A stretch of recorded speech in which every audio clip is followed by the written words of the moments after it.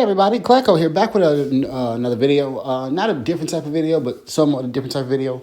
So I wanted to, I was making a video about the Spriggan 12, about whether they, yeah, I don't know if I'm gonna post that video or not. I make multiple videos a day, and it's whole thing. But anyway, throughout this video, I was wondering, right? Because basically I was asking, Spriggan 12 went to another university and invaded, how would it,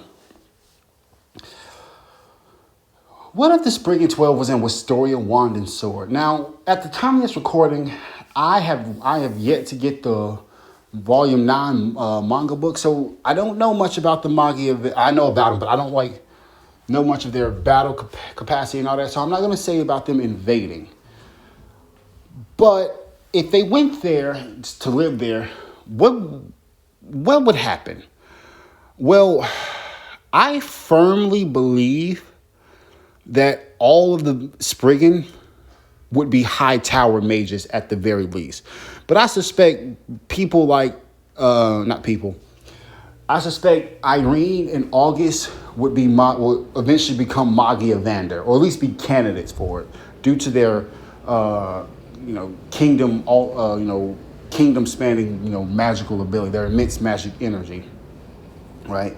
It said that, now, we're talking about different universes, different mangas here, but the Magia Vander are considered to have immense magic.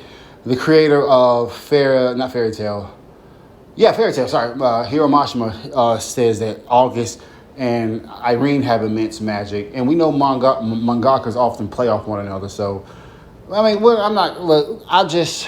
think August and Irene, I think their magical energy can be comparable to the Magia Vander, especially because to use their kingdom altering, like to their planet, spell where they shield the entire planet, they almost certainly need those staffs. And we know wizards in Wistoria, Wand, and Sword need wands to use more powerful magic.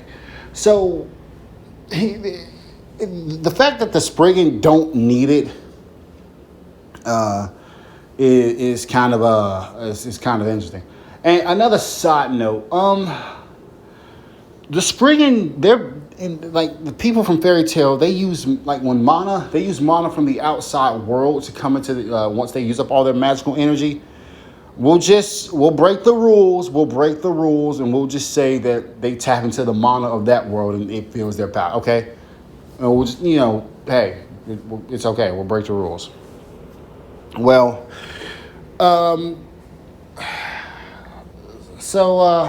just give them like their magic energy system to be like theirs, where they have magic in their body and it just recharge. Okay, I know we're breaking the rules, but say, like I said, August and Irene would almost certainly be candidates, or if not, Magia Vander. Now, August is a little interesting.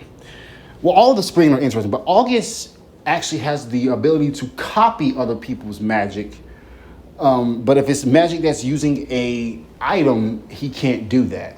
So, right, or he's not really at a disadvantage here.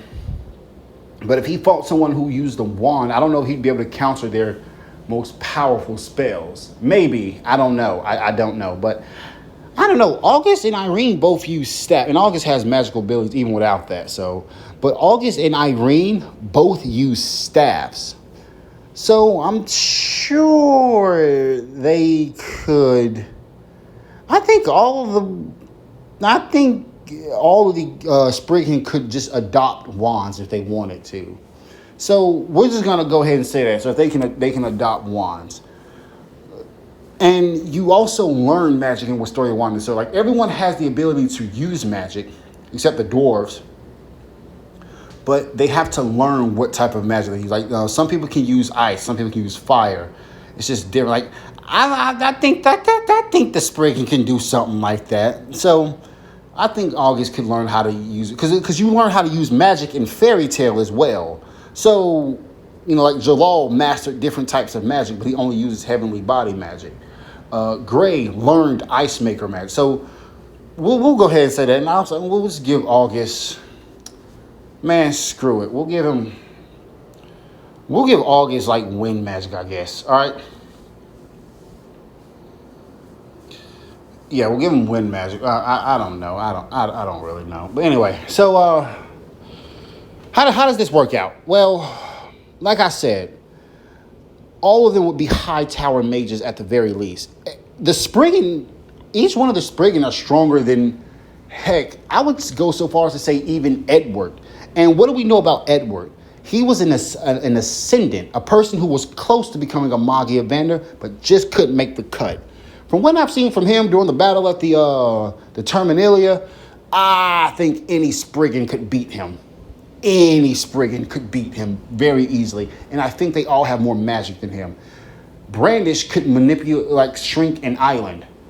Brandish is called the Nation Destroyer. Brandish is nowhere near the strongest of the spriggan.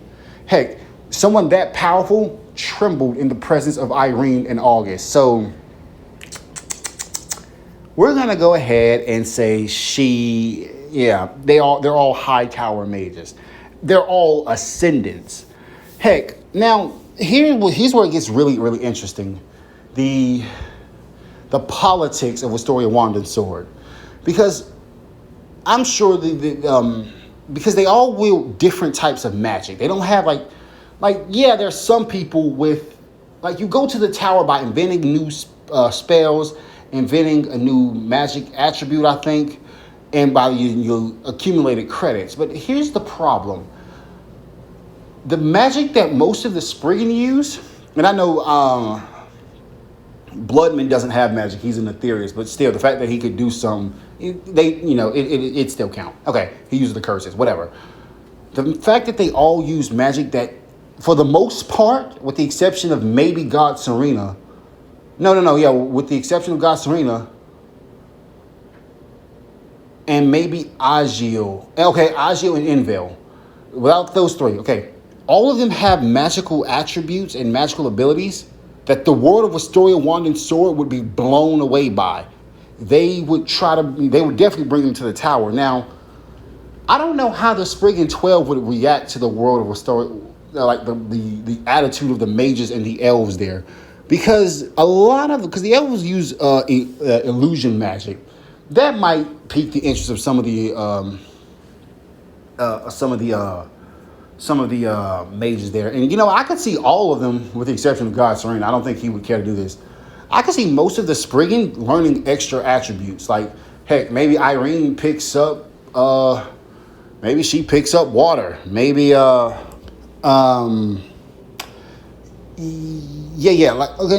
that back. I could see Brandish learning water because of her love for Aquarius. Irene learns what? I don't know.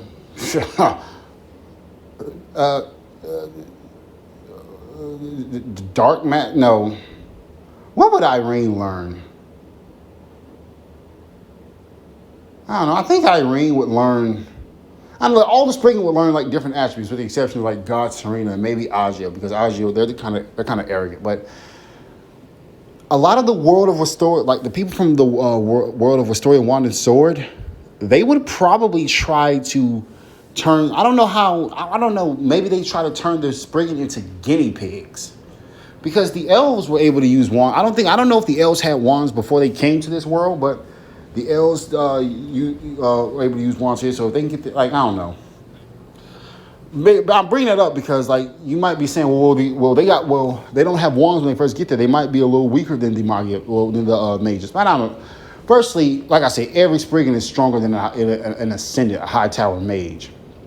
So I doubt any of them would really be able to do anything to them. The only people who could really pose a threat to the spriggan are the Magi Evander, and I don't know. But back to that, like, I could see them trying to make them a guinea pig and to try to learn about their magic because they want to share the magic with the world. The spriggan aren't inherently evil, so I don't think this. And the spriggan definitely wouldn't take too kindly to being, poked and probed. I'm not sure that's how it goes, So I can see them rebelling on that front. But the sheer power of August and Irene would give the other five a reason to pause. Well, the sheer power of all of them, really. All it takes, really, is Demaria to stop time, decapitate all of their high mages' heads, to or at least a good portion of them. And like they got no win with Demaria. Heck, I don't think Amagia Vander would be able to take her very easily, even though they have more magic than her just from her attribute.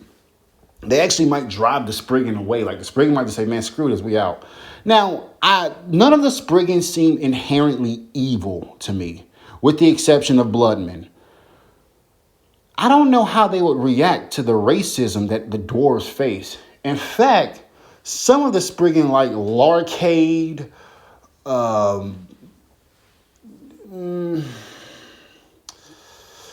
give me a moment. Hold on.